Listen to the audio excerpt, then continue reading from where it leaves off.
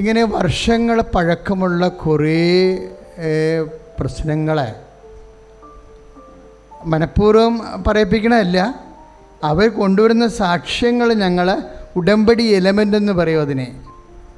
ഈ ഡേറ്റും കാര്യങ്ങളൊക്കെ പറയണതല്ല ഉടമ്പടി എലമെൻ്റാണ്. ദൈവവും സാക്ഷ്യം പറയിപ്പിച്ചത് ഡേറ്റും ടൈം വെച്ചാണ് പറഞ്ഞത്. അമ്മ ചോദിച്ച ചോദ്യത്തിന് ഡേറ്റും ടൈമും ഉള്ള ഒരു സാക്ഷ്യമാണ് ദൈവം പറഞ്ഞത്, അല്ലേ? വളരെ പഴക്കമുള്ള ഒരു പ്രശ്നം എങ്ങനെ പരിഹരിച്ചു എന്നാണ് ദൈവം സാക്ഷ്യമാണ് പറഞ്ഞത്, സാക്ഷ്യം കാണിച്ചു കൊടുത്തു. അമ്മ ചോദിച്ച ചോദ്യത്തിന് എന്താണ് അമ്മ ചോദിച്ചത്? ഇതെങ്ങനെ സംഭവിക്കും? ഒന്ന്. രണ്ടാമത്തെ എന്താണ്? ഞാൻ പുരുഷനെ അറിയുന്നില്ലല്ലോ. അപ്പോൾ രണ്ട് ചോദ്യങ്ങളാണ്. എല്ലാവിധ പ്രശ്നങ്ങളും രണ്ട് ചോദ്യങ്ങൾ കൊണ്ട് ചുരുക്കാൻ പറ്റും. ഇതെങ്ങനെ സംഭവിക്കും?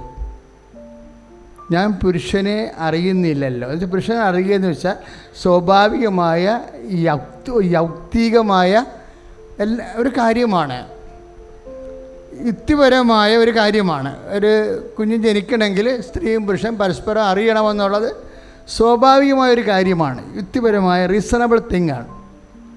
ഇതെങ്ങനെ സംഭവിക്കും? ഇറ്റ് ഈസ് അൺറീസൺ, യുക്തിപരമായിട്ട് നിലനിൽക്കണതല്ലല്ലോ എന്നാണ് അമ്മ പറയണത്, അല്ലേ? ആ വാക്കോടെ സത്യമാണ്. ഇതെങ്ങനെ സംഭവിക്കും? ഞാൻ പുരുഷനെ അറിയുന്നില്ലല്ലോ. അപ്പം സംഭവിക്കാനുള്ള സാധ്യതയില്ല, കാരണം ഇറ്റ് ഈസ് അൺറീസണബിൾ. റീസൺ ഉപയോഗിച്ച് യുക്തിപരമായിട്ട് നടക്കണ കാര്യമല്ല എന്നാണ് പറയണത്. അപ്പോൾ ഒരു വിഷയത്തിൻ്റെ സ്വാഭാവികമായ തടസ്സമാണ് അമ്മ പറയണത്. അതാണ് ലൂക്കായുടെ സുവിശേഷം 1:34. നമ്മുടെ എല്ലാ വിഷയങ്ങളും എടുത്ത ഈ പ്രശ്നമുണ്ടാവും, അമ്മ ഉന്നയിച്ച ഈ പ്രശ്നമുണ്ടാവും, സംഭവിക്കാൻ സാധ്യതയില്ല. ഇതെങ്ങനെ സംഭവിക്കും? ഇപ്പോൾ നവംബർ മാസത്തെ സാക്ഷ്യങ്ങളിൽ ആണ് 49 വയസ്സായിട്ടുള്ള ഇന്നലെ ഒരു ചേച്ചി എന്നെ കാണാൻ വന്നു. അപ്പോൾ ചേച്ചി എന്നോട് പറഞ്ഞു, എന്താ വെച്ചാൽ കല്യാണമൊന്നും കഴിക്കണമെന്ന് വിചാരിച്ചുകൊണ്ടിരിക്കുകയായിരുന്നു.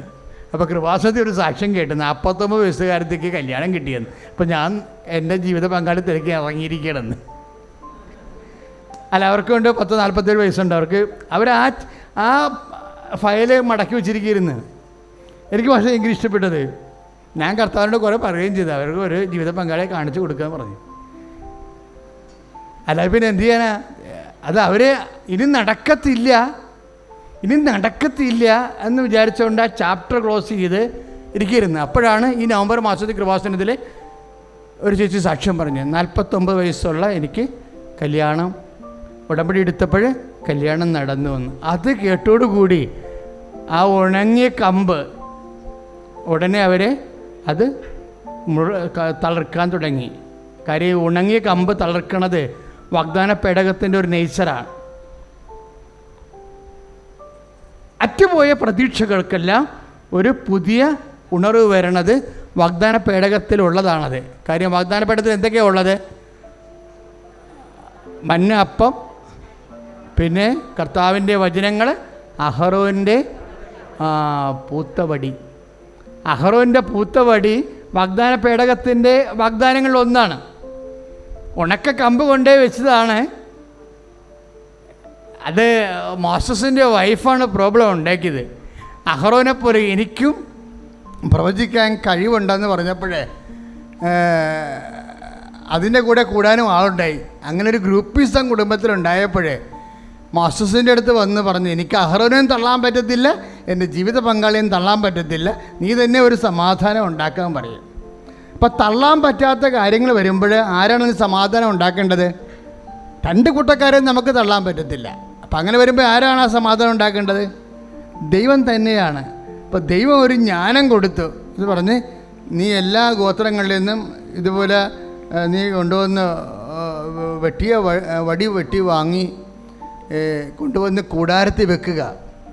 രാവിലെ ആരുടെ വടിയാണ് തളർക്കണത് അവനാണ് ദൈവത്താൽ മുദ്ര വെച്ച ആൾ. ഇപ്പോൾ രാവിലെ നോക്കിയപ്പോൾ അഹ്റോൻ്റെ ഉണക്ക വടി ബദാം കായ്ച്ച് കിടക്കണേ. അതാണ് സംഭവം. അപ്പോൾ ദൈവതീരുമാനം ഉണ്ടായി. ദൈവതീരുമാനം ഉണ്ടാകണമെങ്കിൽ കൂടാരത്തിൽ കൊണ്ടുവന്ന് ജീവിതം വെച്ച് പുറത്ത് പ്രാർത്ഥിച്ച് കാത്തു നിൽക്കണം. That is what is happening in our covenant prayer. അതാണ് സംഭവിക്കുന്നത്.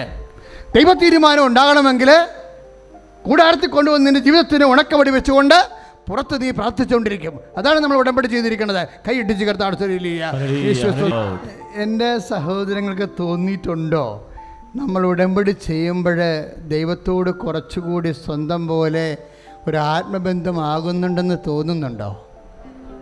നിങ്ങൾക്കങ്ങനെ തോന്നണം. എന്താ കാര്യം എന്നറിയാമോ? ദൈവം എല്ലാം വളരെ ശ്രദ്ധയുണ്ട് ദൈവത്തിന്. നിങ്ങൾ ഉടമ്പടി ചെയ്തതിനെക്കുറിച്ച് ദൈവത്തിന് വളരെ ശ്രദ്ധയുണ്ട്. നിങ്ങൾക്കും ആ ശ്രദ്ധയുണ്ടെങ്കിൽ ഈ ആത്മബന്ധം കൂടാൻ സാധ്യതയുണ്ട്. എല്ലാത്തിനും വൈറ്റ് ആൻഡ് ബ്ലാക്കിൽ ദൈവം മറുപടി പറയും. കഴിഞ്ഞ ദിവസം ഒരു സംഭവമല്ലേ, അതായത് അമ്മമാതാവ് പ്രത്യക്ഷപ്പെട്ട എന്ന ഡിസംബർ 7 2:30. അപ്പോഴേ എനിക്കല്ലേ അമ്മ പ്രത്യക്ഷപ്പെട്ടത്. അപ്പം ഞാൻ തന്നെ വന്ന് തിരുനാൾ ഇവിടെ നടത്തണത് ശരിയാണോ?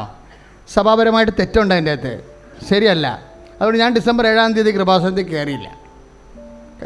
പക്ഷേ ഇവിടെ കൃപാസനത്തിൻ്റെ സ്റ്റാഫിനെ അത് അനുസ്മരിക്കാനുള്ള ഒരു ഔചിത്യമുണ്ട്. അവരതനുസരിച്ച് കൊണ്ട് ഒരു കുർബാനയൊക്കെ വെച്ച് അമ്മയ്ക്ക് നന്ദി പറഞ്ഞു. കാര്യം ഈ ഉടമ്പടി വഴി ഇങ്ങനെ രാത്രിയും പകലും ജനങ്ങളെ ദൈവം അനുഗ്രഹിച്ചുകൊണ്ടിരിക്കുകയാണല്ലോ. അപ്പോഴെൻ്റെ മനസ്സിൽ തോന്നി, ഞാനും 2:30 ഇവിടുന്ന് പോയി തേക്കാട്ടുശ്ശേരിയിൽ നിന്നും പോയി വേറൊരു പള്ളിയിൽ പോയി സ്വസ്ഥമായിരുന്ന് പ്രാർത്ഥിക്കുകയായിരുന്നു. അപ്പോൾ എന്നാൽ അന്ന് വെളുപ്പിനെ എഴുന്നേറ്റപ്പോഴേ 2 ജപമാല ചെയ്തിട്ട് ഞാൻ അമ്മയെ ഈ ഇങ്ങനെയുള്ള അനുസ്മരണത്തെക്കുറിച്ച് അമ്മയുടെ ഒരു അഭിപ്രായം എന്താണ് എന്ന് നമ്മൾ ദൈവത്തോട് ചോദിക്കണം. അങ്ങനെ ജപമാല ചൊല്ലി ഞാൻ വചനം ഓപ്പൺ ചെയ്തപ്പോഴേ എനിക്ക് കിട്ടിയ വചനം ഏതാണെന്നറിയോ? 16 നിയമാവർത്തനം 16:13. എന്നാ ധാന്യവും വീഞ്ഞും ശേഖരിച്ച് കഴിയുമ്പോൾ 7 ദിവസത്തേക്ക് കൂടാര തിരുനാൾ ആചരിക്കണം. Praise the Lord. ഹല്ലേലൂയ. ഇതാണ് ഞാനും ആസ്വദിച്ച് സ്റ്റക്കായിപ്പോയി. കാര്യം 7-ാം തീയതിയാണ് അമ്മ പ്രത്യക്ഷപ്പെട്ടത്. ആ 7 വെച്ച് ഞാൻ ചോദിച്ച കാര്യം എന്താ?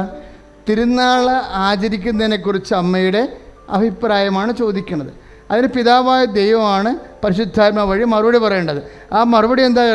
ധാന്യവും വീഞ്ഞും ശേഖരിച്ച് കഴിയുമ്പോൾ 7 ദിവസത്തേക്ക് കൂടാര തിരുനാൾ ആചരിക്കണം. Praise the Lord.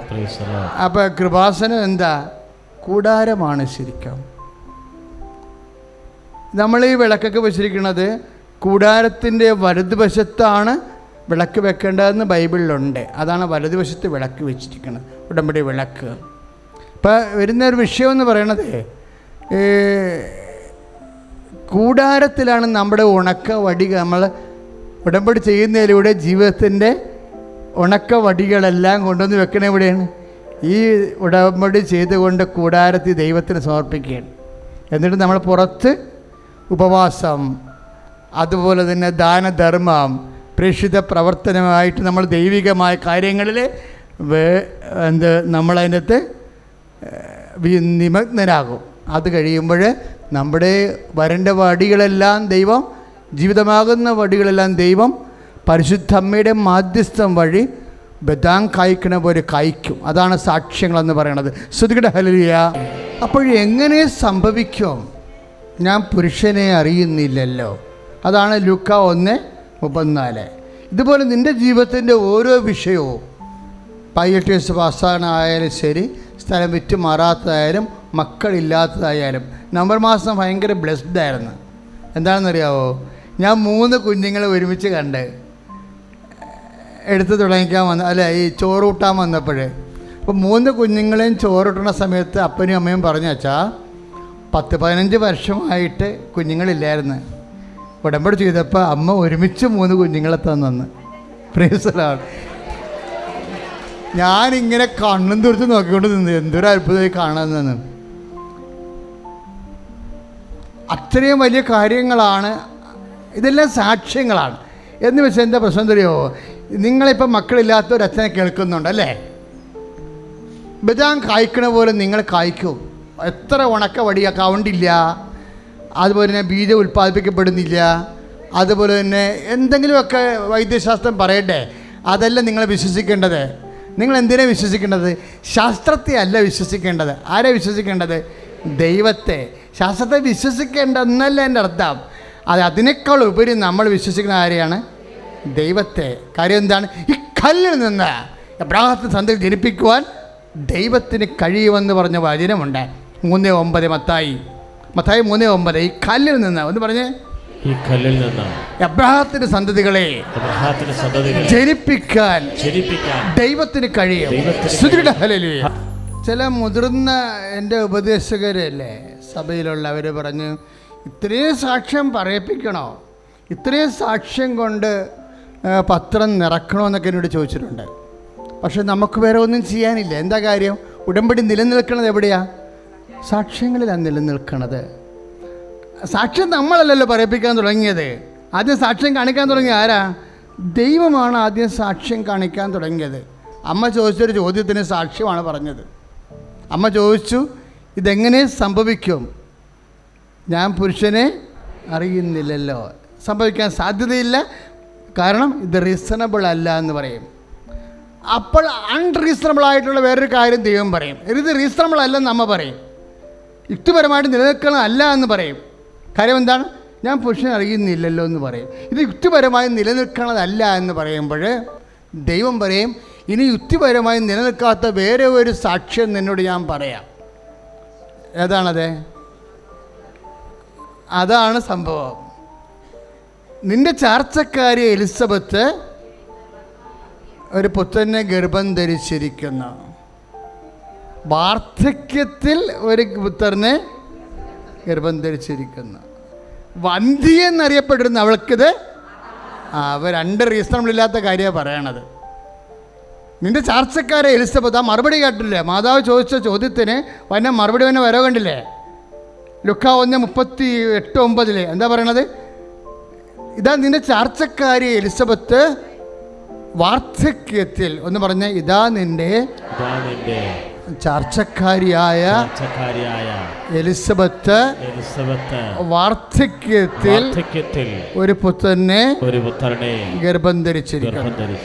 വന്ധ്യ എന്ന് അറിയപ്പെട്ടിരുന്ന അവൾക്ക് ഇത് 6-ാം മാസമാണ്. ആ ചോദ്യവും മാതാവ് പറയണ വിഷയത്തിന് ദൈവം സാക്ഷ്യമാണ് പറയണത്. ഇപ്പോഴുള്ള ലൈവായിട്ടുള്ളൊരു സാക്ഷ്യം പറയണം. എന്താണ് ഇപ്പം സംഭവിച്ച കാര്യം? എലിസബത്തിനെയാണ് പറയണത്. സാക്ഷ്യമാണത്.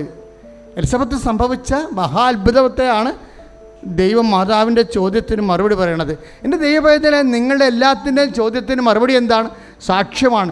ഈ അൾത്താരെ സംഭവിച്ചുകൊണ്ടിരിക്കുന്ന സാക്ഷ്യങ്ങൾ, ഈ അൾത്താരെ കേട്ടോണ്ടിരിക്കുന്ന സാക്ഷ്യങ്ങളാണ്. കൈയടിച്ച് കർത്താൻ ഹല്ലേലൂയ.